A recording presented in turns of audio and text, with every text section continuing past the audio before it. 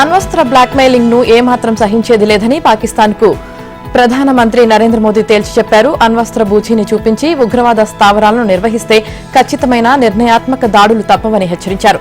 ఉగ్రవాదుల పీచమంచడానికి భారత్ చేపట్టిన ఆపరేషన్ సింధూర్ నేపథ్యంలో ఆయన జాతిని ఉద్దేశించి ప్రసంగించారు. ఉగ్రవాదులకు ఉగ్రవాదాన్ని ప్రోత్సహించే వారికి మధ్య ఏమాత్రం తేడా లేదని, ఉగ్రవాద నాయకులను వారికి ఆశ్రయం ఇచ్చే ప్రభుత్వాలను భారత్ వేర్వేరుగా చూడదని పునరుద్ఘాటించారు. భారత సైన్యం హతమార్చిన ఉగ్రవాదుల అంత్యక్రియలకు పాకిస్తాన్ సైనికాధికారులు హాజరయ్యారని, దీనిని ప్రపంచమంతా చూసిందని, ప్రభుత్వ ప్రేరేపిత ఉగ్రవాదంలో పాకిస్తాన్ పూర్తిగా కూరుకుపోయిందనడానికి ఇది మరో నిదర్శనమని చెప్పారు. మన కుమార్తెలు చెల్లెళ్ల నుదుటిపై సింధూరాన్ని తుడిచే సాహసాన్ని ఉగ్రవాదులు చేశారని, దానికి ప్రతిగా ఉగ్రవాదం ప్రధాన కార్యాలయాలనే తుడిచిపెట్టివేశామని, దాంతో సింధూరాన్ని తుడిచివేస్తే పరిణామాలు ఎలా ఉంటాయో ఇప్పుడు ప్రతి ఉగ్రవాదికి తెలిసిందని అన్నారు. మన సరిహద్దుల్లో దాడులు చేయడానికి పాకిస్తాన్ సిద్దమైందని, కానీ భారత్ మాత్రం నేరుగా దాని గుండెలపైనే తన్నిందని చెప్పారు. ఉగ్రవాదంపై పోరును ఆపరేషన్ సింధూర్ పునర్నిర్వచించిందని, సరికొత్త బెంచ్ మార్కును నిర్దేశించిందని వ్యాఖ్యానించారు. పాకిస్తాన్లో భారత్ సృష్టించిన యుద్ధ బీభత్సానికి తట్టుకోలేక ఆ దేశం కాళ్లబేరానికి వచ్చిందని, మరోసారి ఉగ్రవాదానికి పాల్పడబోమని చెప్పిందని, అందుకే తాము కూడా కాల్పుల విరమణకు అంగీకరించామని చెప్పారు. పాకిస్తాన్లో చర్చలంటూ జరిగితే ఉగ్రవాదం, పాక్ ఆక్రమిత కాశ్మీర్ను అప్పగించడంపైనేనని తేల్చి చెప్పారు. ఉగ్రవాదం, చర్చలు ఒకేసారి జరగవని, ఉగ్రవాదం, వాణిజ్యం ఒకే బాటలో ఉండవన్నారు. నియంత్రణ రేఖ వెంబడి ఉద్రిక్త పరిస్థితులను తగ్గించాలని భారత్, పాక్ కు చెందిన మిలిటరీ ఆపరేషన్ల డైరెక్టర్ జనరల్స్ నిర్ణయించారు. సోమవారం సాయంత్రం 5 గంటల సమయంలో ఇరువురు డీజీఎంఓలు హాట్ లైన్ లో దాదాపు 45 నిమిషాల పాటు సమావేశమై పలు నిర్ణయాలు తీసుకున్నారు. నిజానికి మధ్యాహ్నం 12 గంటలకే వీరి భేటీ జరగ్గా కాసేపటికి సమావేశాన్ని సాయంత్రానికి వాయిదా వేశారు. ఈ సందర్భంగా సరిహద్దు వెంబడి ఇరువైపులా సైన్యాన్ని తగ్గించాలని నిర్ణయించారు. డ్రోన్లు, మిసైళ్ల దాడులు జరగొద్దని ఆకాంక్షించారు. ఒకవేళ ఒక్క తూటా పేలినా సీరియస్ గా పరిగణించాలని తీర్మానించారు. ఈ నెల 10న కాల్పుల విరమణపై ఇరు దేశాల నుంచి ప్రకటనలు వెలువడిన వెంటనే డీజీఎంఓల సమావేశాన్ని ఖరారు చేసింది.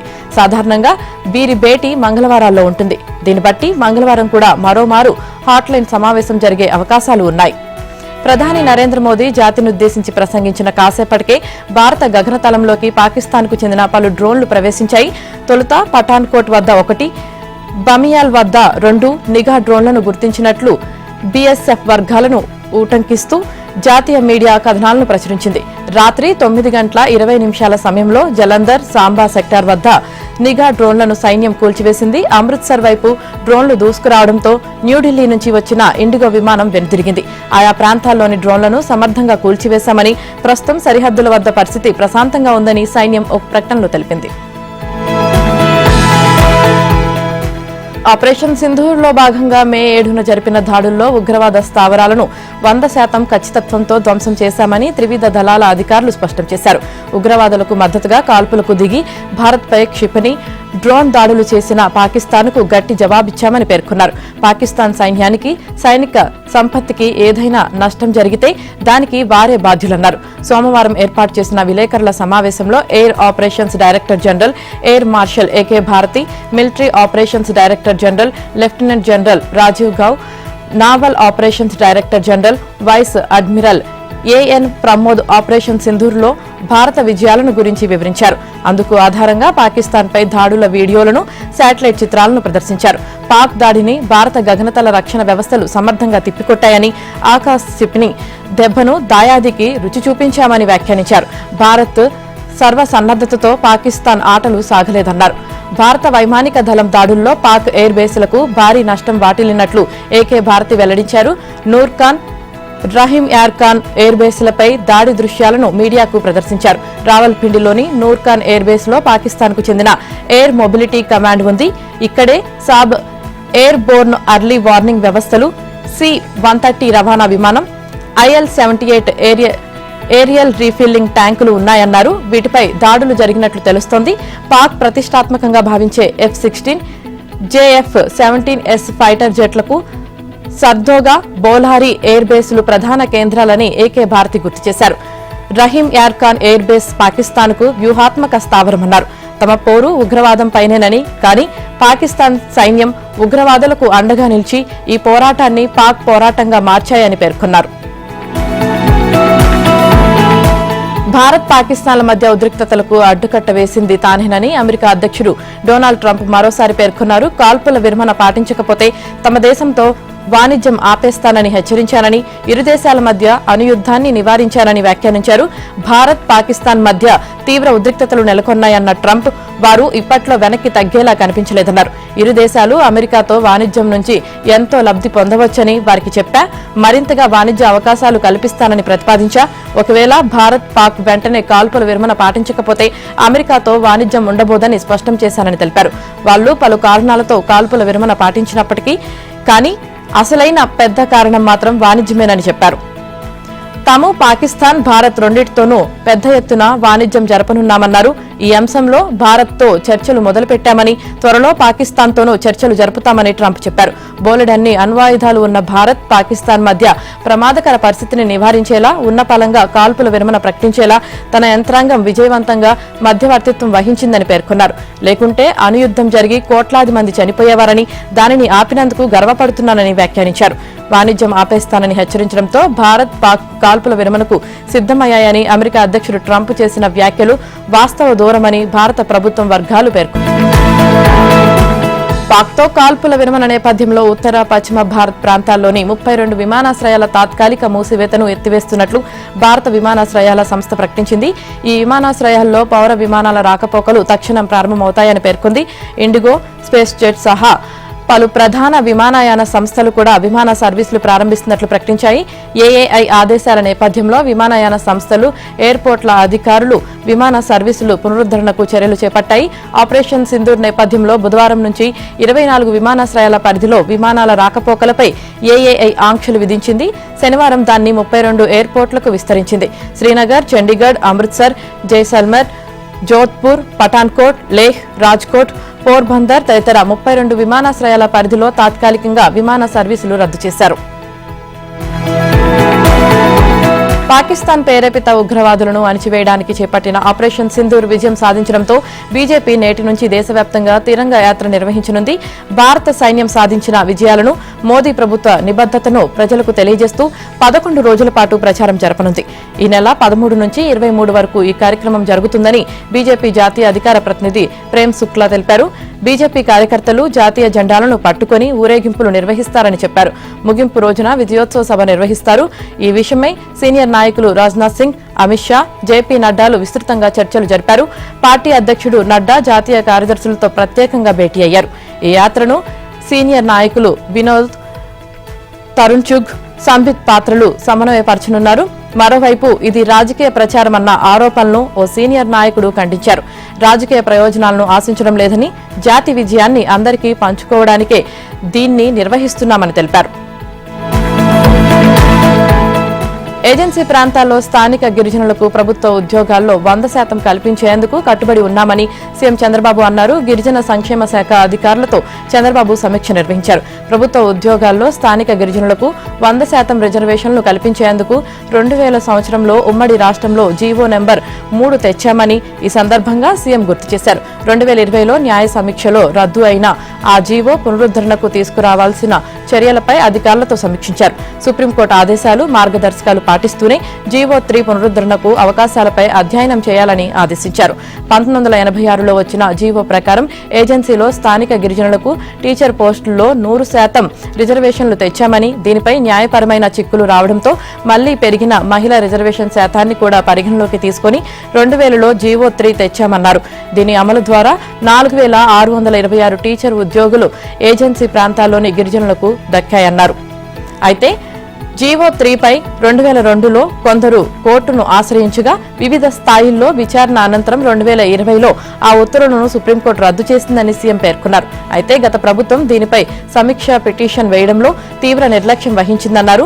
దీంతో సమీక్ష పిటిషన్ను కూడా సుప్రీంకోర్టు కొట్టివేసిందన్నారు. దీనివలన గిరిజనులు జీవో 3 లబ్ధిని కోల్పోయారని సీఎం తెలిపారు. జీవో 3 పునరుద్ధరణ లేదా అదే తరహా న్యాయం చేస్తామని చంద్రబాబు ఎన్నికల సమయంలో గిరిజనులకు హామీ ఇచ్చారు. ఆ మేరకు సమీక్షలో భాగంగా ఏజెన్సీలో ప్రభుత్వ ఉద్యోగాల్లో స్థానిక గిరిజనులకు 100% రిజర్వేషన్లు కల్పించేందుకు ఉన్న అవకాశాలు, చట్టపరంగా ఉన్న వివిధ అనుకూలతలు, అడ్డంకుల గురించి చర్చించారు. శ్రీశైలం జలాశయంలో కొన్ని నిర్మాణాల వద్ద నెలకొన్న దుస్థితిని ఏపీ ముఖ్యమంత్రి చంద్రబాబు తీవ్రంగా పరిగణించారు.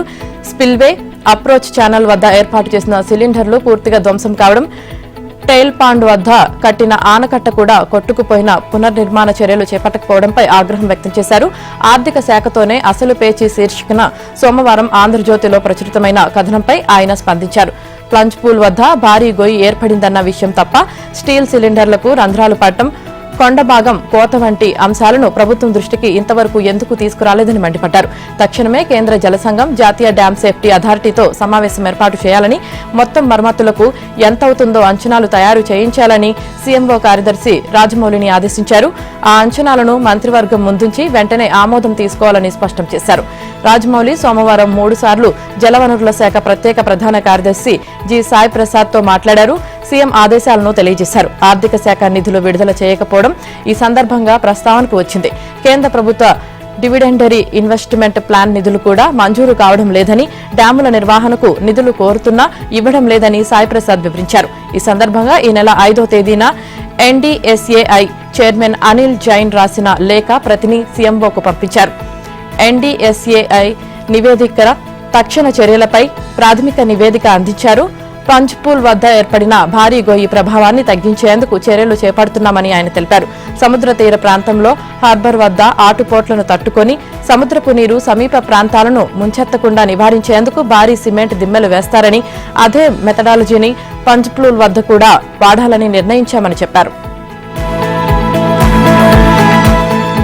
ఉన్నత విద్యా అడ్మిషన్లపై ప్రభుత్వం కీలక నిర్ణయం తీసుకుంది. ఇప్పటి వరకు ఉన్నత విద్యా సంస్థల్లోని సీట్లలో Andhra university, Sri Venkateswara university, Osmania university 3 రీజియన్ల ప్రకారం సీట్ల కేటాయింపు జరుగుతుంది. రాష్ట్ర విభజన జరిగి 10 ఏళ్లు పూర్తయిన నేపథ్యంలో ఉస్మానియా యూనివర్సిటీ రీజియన్లో ఆంధ్రాకు చెందిన విద్యార్థులకు సీట్లు కేటాయించబోమని తెలంగాణ ప్రభుత్వం కొత్త నిబంధన అమల్లోకి తెచ్చింది. దీంతో ఏపీ ప్రభుత్వం కూడా అదే కోణంలో ఇకపై ఉన్నత విద్యా సంస్థల్లో సీట్లు ఏపీ విద్యార్థులకు మాత్రమే దక్కేలా అడ్మిషన్ల నిబంధనలకు సవరణలు చేసింది. వీటి ప్రకారం రాష్ట్రంలోని ఆంధ్ర, వెంకటేశ్వర యూనివర్సిటీల మధ్య మాత్రమే సీట్ల పంపిణీ జరుగుతుంది.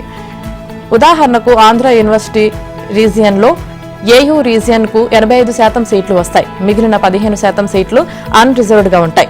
వాటిలో అటు ఆంధ్ర, ఇటు వెంకటేశ్వర యూనివర్సిటీల విద్యార్థులు అడ్మిషన్లు పొందవచ్చు. అంటే మొత్తం 100% సీట్ల పంపిణీ ఆంధ్ర, వెంకటేశ్వర రీజియన్ల మధ్య జరుగుతుంది.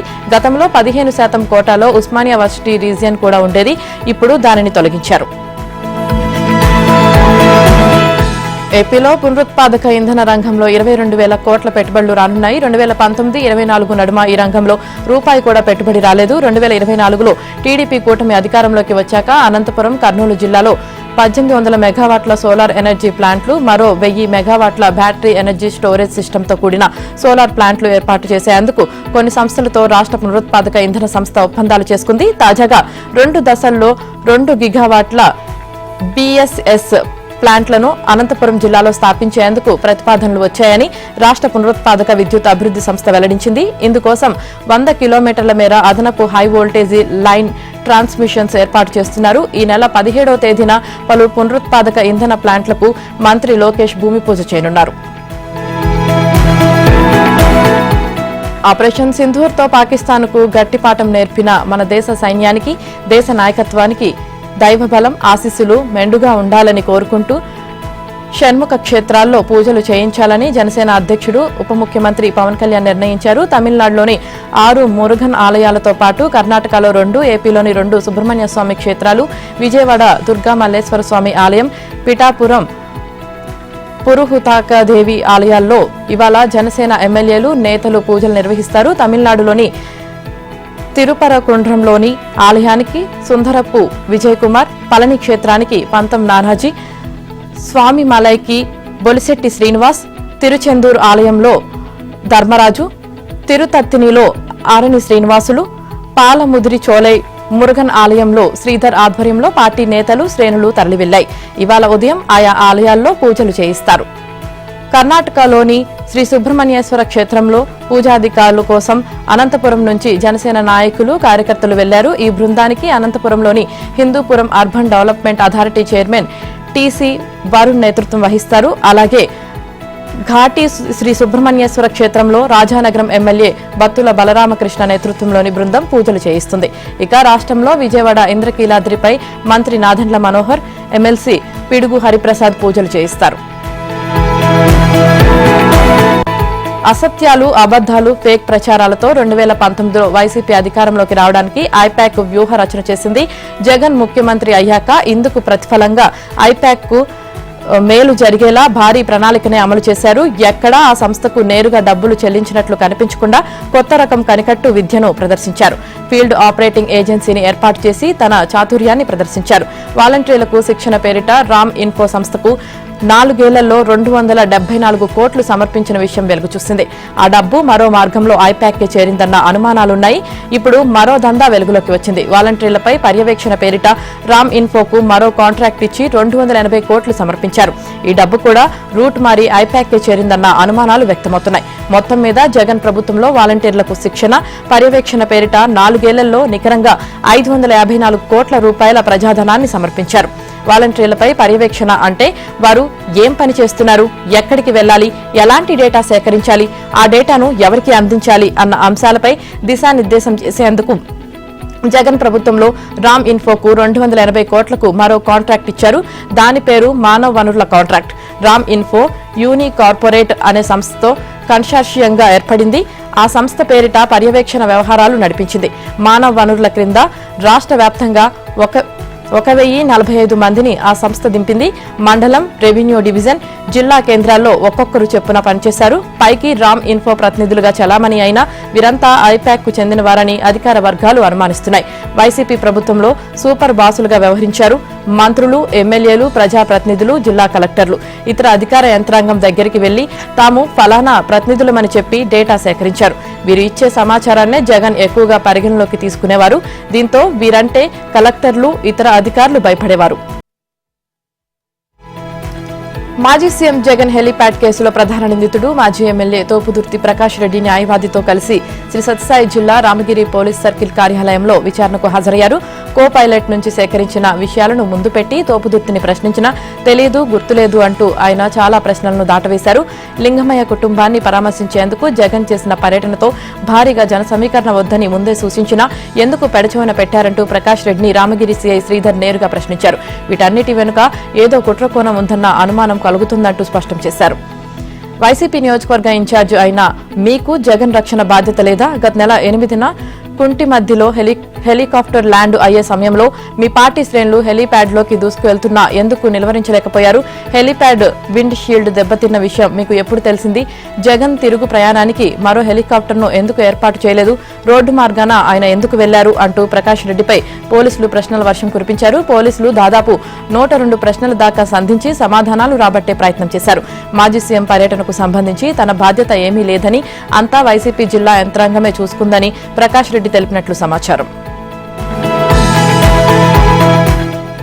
తెలంగాణ రాష్ట్రానికి 2023 డిసెంబర్ నుంచి ఇప్పటి వరకు కొత్తగా 3 లక్షల కోట్ల పెట్టుబడులు వచ్చాయని, 1 లక్షకు పైగా ఉద్యోగాలు సృష్టించామని ముఖ్యమంత్రి రేవంత్ రెడ్డి తెలిపారు. దేశీయంగా, అంతర్జాతీయంగా పెట్టుబడుల ఆకర్షణలో తెలంగాణ అగ్రస్థానంలో ఉందని చెప్పారు. 3 దశాబ్దాలుగా హైదరాబాద్లోని బేగంపేట కేంద్రంగా ఉన్న సొనాటా సాఫ్ట్వేర్ కంపెనీ ఐటీ కారిడార్కు విస్తరించింది. నానక్రామ్గూడలోని వంశీరామ్ సువర్ణదుర్గ టెక్ పార్క్లో 2 లక్షల చదరపు అడుగుల్లో కొత్త కార్యాలయాన్ని ఏర్పాటు చేసింది. నూతన ఏఐ కేంద్రాన్ని సీఎం రేవంత్ రెడ్డి సోమవారం ప్రారంభించారు. సొనాటా సాఫ్ట్వేర్ ఏఐను ఉపయోగించి పర్యావరణ వ్యవస్థలను రూపొందించడం గర్వకారణమన్నారు. హైదరాబాద్ మహానగరం సాఫ్ట్వేర్, లైఫ్ సైన్సెస్ రంగాల్లో జీసీసీకి హబ్గా మారిందని పేర్కొన్నారు. అలాగే ఏఐ రెడీ డేటా సెంటర్లు, తయారీ రంగాలకు హైదరాబాద్ కేంద్రంగా మారిందని తెలిపారు. Microsoft, Cognizant, HCl tech, Infosys, Wipro వంటి ఐటీ దిగ్గజ కంపెనీలు హైదరాబాద్లోని తమ క్యాంపస్లను విస్తరిస్తున్నాయన్నారు. రైతులు ఏ కోర్టు చుట్టూ తిరగాల్సిన అవసరం లేకుండా రెవెన్యూ కార్యాలయాల్లోనే వారి సమస్యకు పరిష్కారం లభిస్తుందని రెవెన్యూ శాఖ మంత్రి పొంగులేటి శ్రీనివాసరెడ్డి అన్నారు. సీఎం రేవంత్ రెడ్డి నేతృత్వంలో తెలంగాణ ప్రభుత్వం దార్శనికతతో భూభారతి చట్టం తెచ్చిందన్నారు. భూ సమస్యల పరిష్కారానికి ఈ చట్టం సులువైన మార్గమని చెప్పారు. భూభారతి చట్టం ప్రయోగాత్మకంగా అమలు చేసిన తొలి దశ 4 మండలాలకు సంబంధించిన జిల్లాల కలెక్టర్లతో సచివాలయం నుంచి మంత్రి వీడియో కాన్ఫరెన్స్ నిర్వహించారు. వచ్చిన ప్రతి దరఖాస్తును నిశ్చితంగా పరిశీలించి సమస్య పరిష్కారానికి చొరవ తీసుకోవాలని నారాయణపేట, ఖమ్మం, కామారెడ్డి, ములుగు జిల్లాల కలెక్టర్లను మంత్రి పొంగిలేటి ఆదేశించారు. ప్రతి దరఖాస్తును ఆన్లైన్ చేయాలని, ఈ నెలాఖరు నాటికి పరిష్కారం చూపాలని సూచించారు. సోమవారం నుంచి దరఖాస్తులను ఆన్లైన్లో నమోదు చేసేందుకు తహసీల్దార్లకు అవకాశం కల్పించనున్నట్లు తెలిపారు. డిగ్రీ, ఇంజనీరింగ్ కళాశాలలో ఉన్న విధంగా తెలంగాణలోని అన్ని ప్రైవేట్, జూనియర్ కళాశాలలకు ఫీజు నియంత్రణ చట్టం చేయాలని ప్రభుత్వం భావిస్తుంది. దీనికి సంబంధించి ఇప్పటికే తెలంగాణ విద్యా కమిషన్ చేసిన సూచనలతో ఫీజు నియంత్రణపై ప్రభుత్వం ముసాయిదా చట్టం సిద్ధం చేసింది. విద్యారంగంలో సంస్కరణలపై నియమించిన మంత్రివర్గ ఉపసంఘం సమావేశం సచివాలయంలో మంత్రి శ్రీధర్బాబు అధ్యక్షతన జరిగింది. విద్యాశాఖ కార్యదర్శి యోగితా రాణా, డిగ్రీ విద్యా కార్యదర్శి శ్రీ దేవసేన, ఇంటర్ బోర్డు కార్యదర్శి కృష్ణ ఆదిత్య, పాఠశాల విద్యా సంచాలకులు ఈవి నరసింహారెడ్డితో పాటు ప్రైవేటు పాఠశాలలు, ఇంటర్, డిగ్రీ కళాశాలల యాజమాన్య సంఘాల ప్రతినిధులు పాల్గొన్నారు. మల్కాజ్గిరి ఎంపీ ఈటెల రాజేందర్ ఇంటి వద్ద తీవ్ర ఉద్రిక్త వాతావరణం నెలకొంది. 2 రోజుల క్రితం బాచుపల్లిలో సీఎంపై ఈటెల చేసిన అనుచిత వ్యాఖ్యలకు నిరసనగా ఆయన ఇంటి ముట్టడికి యూత్ కాంగ్రెస్ పిలుపునిచ్చింది. ఈ నేపథ్యంలో తెల్లవారుజామునే బీజేపీ, బీజేవైఎం శ్రేణులు పెద్ద ఎత్తున మేడ్చల్, మల్కాజ్గిరి జిల్లా పూడూరు పరిధి ఓఆర్ఆర్ పక్కన ఉన్న ఈటెల ఇంటి వద్దకు చేరుకున్నారు. సమాచారం అందుకున్న పోలీసులు అక్కడ భారీ బందోబస్తు ఏర్పాటు చేశారు. అనంతరం పోలీసులు పలువురు యూత్ కాంగ్రెస్ నేతలను అదుపులోకి తీసుకుని సమీప పోలీస్ స్టేషన్ కు తరలించారు. అనంతరం నిర్వహించిన కార్యకర్తల సమావేశంలో ఎంపీ ఈటెల సీఎం రేవంత్ రెడ్డిపై ఘాటు వ్యాఖ్యలు చేశారు. ఈటెల లెఫ్ట్ వింగ్ నుంచి బీజేపీ రైట్ వింగ్ లోకి వెళ్లేసరికి మెదడు చెడినట్లుందని కాంగ్రెస్ ఎంపీ చామల కిరణ్ కుమార్ రెడ్డి ధ్వజమెత్తారు. సీఎం రేవంత్ రెడ్డిని తిడితే బీజేపీలో ఆయనకు పదవులొస్తాయని భ్రమపడుతున్నారని సోమవారం ఓ ప్రకటనలో పేర్కొన్నారు. సీఎం రేవంత్ రెడ్డిపై ఇష్టానుసారం మాట్లాడితే కాంగ్రెస్ పార్టీ కార్యకర్తలు ఊరుకోరంటూ ఎంపీ ఈటెల రాజేందర్ ను టీపీసీసీ చీఫ్ మహేష్ కుమార్ గౌడ్ హెచ్చరించారు. ఢిల్లీలోని తెలంగాణ భవన్లో దివంగత మాజీ ప్రధానమంత్రి పివి నరసింహారావు విగ్రహం ఏర్పాటుకు మార్గం సుగమమైనట్లు తెలిసింది. పివి విగ్రహం ఏర్పాటుకు న్యూఢిల్లీ మున్సిపల్ కౌన్సిల్ ప్రతిపాదన చేయగా ఇటీవల జరిగిన సమావేశంలో ఢిల్లీ అర్బన్ ఆర్ట్ కమిషన్ ఆమోదం తెలిపినట్లు సమాచారం. తెలంగాణ భవన్లోని ప్రతిపాదిత స్థలంలో ఏర్పాట్లపై పలు సూచనలు కూడా చేసినట్లు తెలిసింది. ప్రస్తుతం ఢిల్లీలో ఆంధ్రప్రదేశ్, తెలంగాణలకు కలిపి ఒకే అధికారిక భవనం సముదాయం ఉంది. ఈ ప్రాంగణంలో ఉన్న ఆంధ్ర రాష్ట్రం తొలి ముఖ్యమంత్రి టంగుటూరి ప్రకాశం పంతులు విగ్రహం పక్కనే పివి కాంస విగ్రహాన్ని ఏర్పాటు చేస్తామని, దానికి స్థలం ఇవ్వాలని కోరుతూ పివి నరసింహారావు మెమోరియల్ ఫౌండేషన్ 2024 ఏప్రిల్లో ఎన్డీఎంసీకి లేఖ రాసింది. ఎన్డీఎంసీ ఆ ప్రతిపాదనను ఢిల్లీ అర్బన్ ఆర్ట్ కమిషన్ కు పంపింది. దీనిపై మార్చి 27న ఢిల్లీ అర్బన్ ఆర్ట్ కమిషన్లో సమావేశం చర్చించి నిర్ణయం తీసుకుందని సంబంధిత వర్గాలు తెలిపాయి. సమావేశం మినిట్స్ ను పరిశీలిస్తే తెలంగాణ భవన్లో పివి నరసింహారావు విగ్రహాన్ని ఏర్పాటు చేయడానికి ఎన్డీఎంసీ పంపిన ప్రతిపాదన ఆమోదించబడింది. ప్రతిపాదిత స్థలాన్ని సిద్ధం చేయాలి, రాత్రిపూట ప్రత్యేకంగా లైటింగ్ ఏర్పాటు చేయాలి అని పేర్కొన్నట్లు వెల్లడించాయి. మిస్ వరల్డ్ 2025 పోటీదారులు ఇవాళ హైదరాబాద్లోని పలు దర్శనీయ ప్రాంతాలను సందర్శించనున్నారు. నగర వారసత్వాన్ని, సాంస్కృతిక సంపదను ప్రపంచానికి పరిచయం చేసే లక్ష్యంతో ప్రభుత్వం చార్మినార్ పరిధిలో Miss World 2025 heritage walk, Chowmahalla palace లో వెల్కమ్ డిన్నర్ కార్యక్రమాలను నిర్వహిస్తుంది. ఈ నేపథ్యంలో చార్మినార్ జోన్ పరిధిలోని ప్రాంతాల్లో ట్రాఫిక్ ను మళ్లించనున్నారు. మిస్ వరల్డ్ పోటీదారులు బుధవారం ఓరుగల్లు పర్యటనకు రానున్నారు.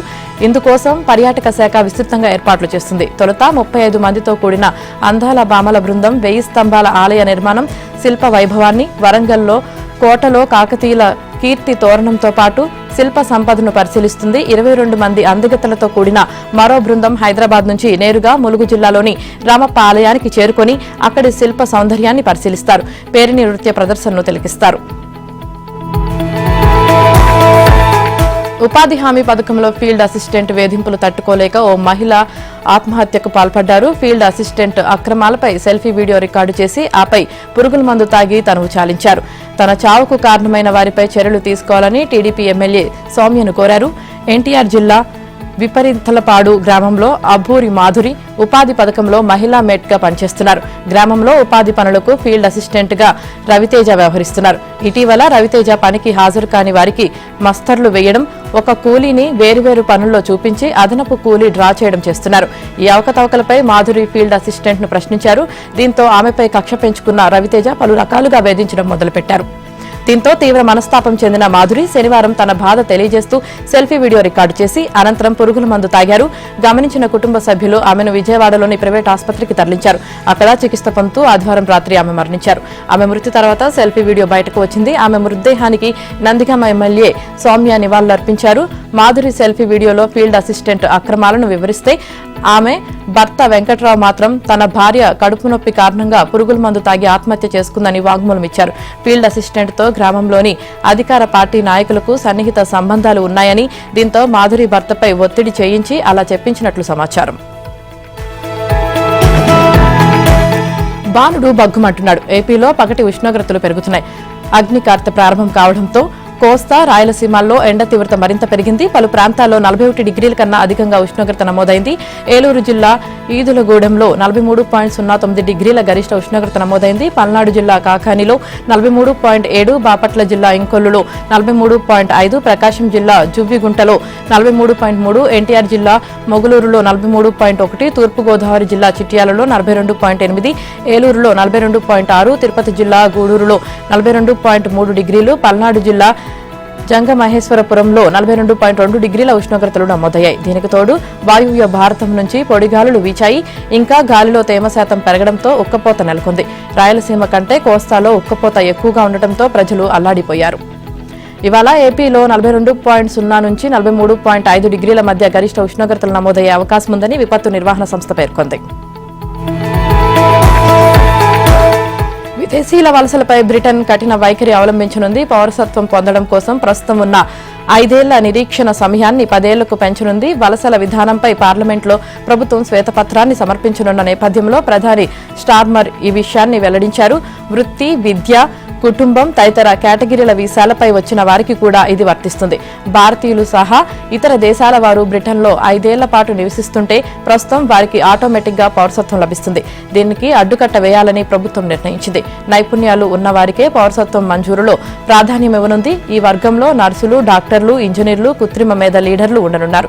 కొత్త విధానంలో వలస వచ్చే వారికి హయ్యర్ స్టాండర్డ్ ఇంగ్లీష్ వచ్చి ఉండాలని పేర్కొన్నారు. బ్రిటన్లో నివసించే విదేశీయులపై ఆధారపడ్డవారు మేజర్లైతే వారికి కూడా తప్పనిసరిగా కనీస ఇంగ్లీషు పరిజ్ఞానం ఉండాలన్నారు ప్రధాని. ఇంగ్లాండ్తో టెస్టు సిరీస్ కు ముందు భారత క్రికెట్లో అనూహ్య పరిణామాలు చోటు చేసుకుంటున్నాయి. ప్రపంచ క్రికెట్లో అత్యున్నత ప్రమాణాలు నెలకొల్పిన స్టార్ బ్యాటర్ విరాట్ కోహ్లీ తనకెంతో ఇష్టమైన టెస్టులకు రిటైర్మెంట్ ప్రకటించారు. ఈ మేరకు సోమవారం తన ఇన్స్టాగ్రామ్లో భావోద్వేగంతో కూడిన పోస్ట్ పెట్టారు. గతేడాది టీ20 ప్రపంచ కప్ను గెలిచాక పొట్టి ఫార్మెట్ నుంచి వైదొలిగిన 36 ఏళ్ల కోహ్లీ ఇక వన్డేలకు మాత్రమే అందుబాటులో ఉంటాడు. ఈ నెల 7న కెప్టెన్ రోహిత్ శర్మ సైతం ఈ ఫార్మెట్ కు వీడ్కోలు పలికాడు. ఆ తర్వాత రోజే విరాట్ సైతం ఇదే బాట పడతాడనే కథనాలు రావడంతో అంతా షాక్ గురయ్యారు. కఠినంగా సాగే ఇంగ్లాండ్ పర్యటనలో ఇద్దరు అనుభవజ్ఞులు లేకపోతే ఎలా అనే ఆందోళన బీసీసీఐలోనూ నెలకొంది. దీంతో వెంటనే అతడిని బుజ్జగించే ప్రయత్నాలు చేసినట్లు సమాచారం. అయినా తను తిరస్కరించడంతో సచిన్ ను కూడా రంగంలోకి దింపినట్టు తెలిసింది. అయితే ఎవరెన్ని ప్రయత్నాలు చేసినా విరాట్ తాను అనుకున్న దానికే కట్టుబడి సంచలన నిర్ణయాన్ని ప్రకటించాడు.